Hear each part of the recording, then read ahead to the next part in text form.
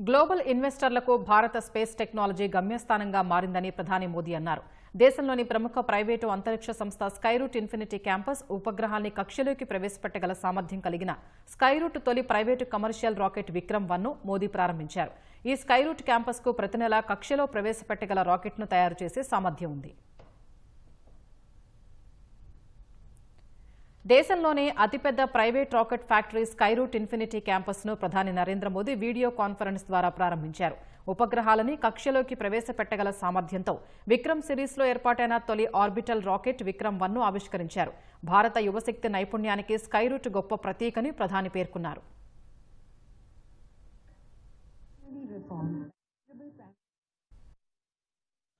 आज देश space sector में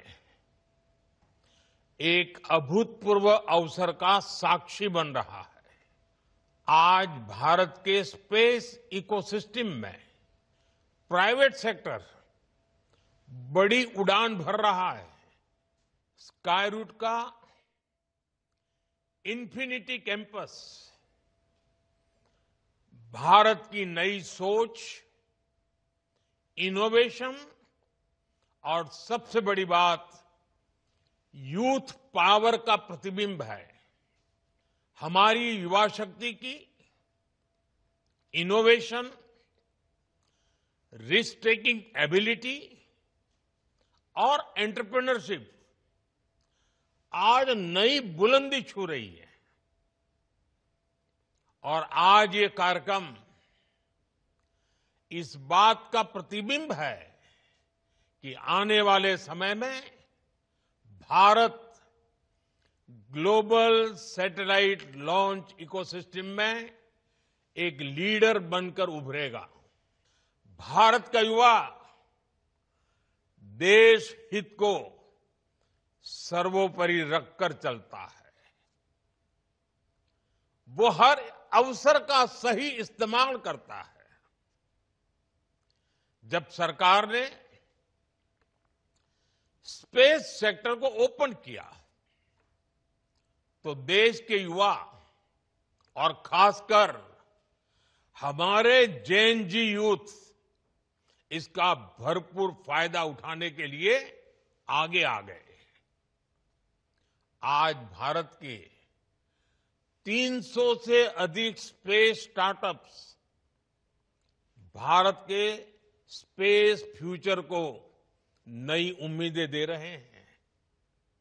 और इसमें भी खास ये कि हमारे अधिकार और हमारे अधिकतर स्पेस स्टार्टअप्स इसकी शुरुआत बहुत छोटी टीम से हुई है।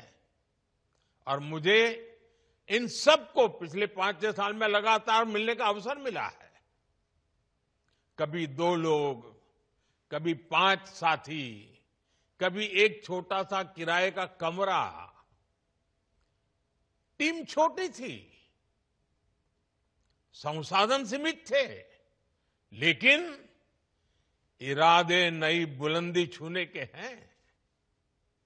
यही वो भावना है जिसने भारत में प्राइवेट स्पेस रिवॉल्यूशन को जन्म दिया है। आज ये जेन जी इंजीनियर्स, जेन जी डिजाइनर्स, जेन जी कोडर्स और जेन जी साइंटिस्ट नई नई टेक्नोलॉजी बना रहे हैं।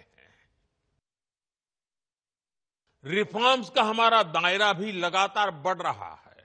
जैसे हमने स्पेस इनोवेशन को प्राइवेट सेक्टर के लिए ओपन किया, वैसे ही हम एक बहुत महत्वपूर्ण सेक्टर में भी कदम उठाने जा रहे हैं। हम न्यूक्लियर सेक्टर को भी ओपन करने की तरफ आगे बढ़ रहे हैं। इस सेक्टर में भी हम प्राइवेट सेक्टर की सशक्त भूमिका की नींव रखने जा रहे हैं। इससे small modular reactor, advance reactors और न्यूक्लियर इनोवेशन में अवसर बनेंगे। यह रिफॉर्म हमारी एनर्जी सिक्योरिटी और टेक्नोलॉजिकल लीडरशिप को नई शक्ति देगा। అంతరిక్ష రంగంలో ప్రైవేటు సంస్థల్ని కేంద్రం ప్రోత్సహిస్తోందని కేంద్ర మంత్రి కిషన్ రెడ్డి అన్నారు. స్టార్టప్లకు కేంద్రం ఇస్తున్న సహకారానికి స్కైరూట్ విజయం ఓ ఉదాహరణగా పేర్కొన్నారు. 2030 నాటికి మన స్పేస్ ఎకానమీ 4 లక్షల కోట్లకు చేరుతుందని ఆశాభావం వ్యక్తం చేశారు. The first giant observation collaboration between NASA and ISRO, the launch of over 400 satellites for 34 nations on India's launch vehicle, the Mangalyaan spacecraft successfully entered Mars orbit, making ISRO only the first Asian and the fourth country in the world to do so. Each of these symbolize India's rise as a global space power.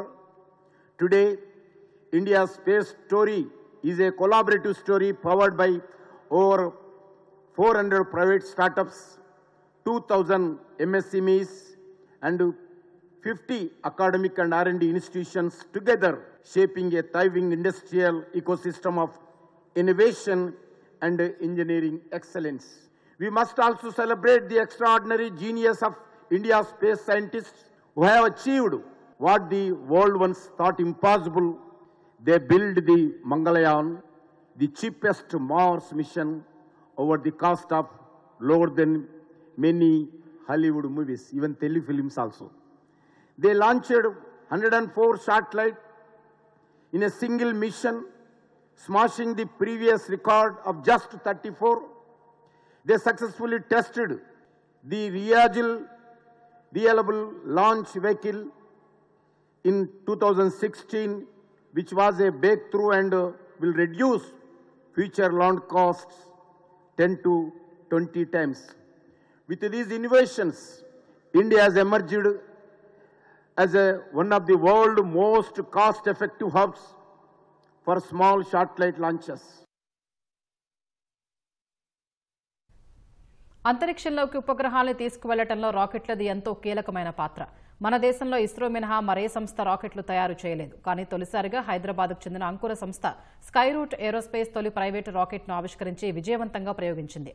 November 2022లో sub orbital rocket Vikram ఎస్ను ప్రయోగించి అంతరిక్షంలోకి రాకెట్ను ప్రయోగించిన తొలి భారతీయ private కంపెనీగా అవతరించింది. ఈ rocket ప్రయోగం విజయవంతం కావడంతో స్కైరూట్ మరిన్ని రాకెట్ ప్రయోగాలు చేపట్టింది. ఇందులో భాగంగానే అత్యాధునిక సౌకర్యాలతో స్కైరూట్ ఇన్ఫినిటీ క్యాంపస్ను ఏర్పాటు చేశారు. 2 లక్షల చదరపు అడుగుల వర్క్ స్పేస్ ను కలిగి ఉండే ఈ క్యాంపస్లో అత్యాధునిక మౌలిక సదుపాయాలు, ఇంటిగ్రేటెడ్ డిజైన్తో స్పేస్ లాంచ్ భవనం, టెస్టింగ్ సౌకర్యాలు ఏర్పాటు చేశారు. ప్రతి నెల ఒక ఆర్బిటల్ రాకెట్ను నిర్మించగల సామర్థ్యంతో ఇన్ఫినిటీ క్యాంపస్ను రూపొందించారు. దేశంలోని తొలి ప్రైవేటు అంతరిక్ష సంస్థగా ఎదిగిన స్కైరూట్ ఏరోస్పేస్ను ఐఐటీఎన్లో పవన్ చందన, భరత్ ఢాకా స్థాపించారు. అంతరిక్ష ప్రయోగాలను విమాన ప్రయాణం వల్లే అందుబాటులోకి తీసుకురావాలనే లక్ష్యంతో రూపుదిద్దుకున్న అంకుర సంస్థ స్కైరూట్ ఏరోస్పేస్ ఇప్పుడు భారతదేశ ప్రైవేటు అంతరిక్ష విప్లవానికి నాయకత్వం వహిస్తోంది.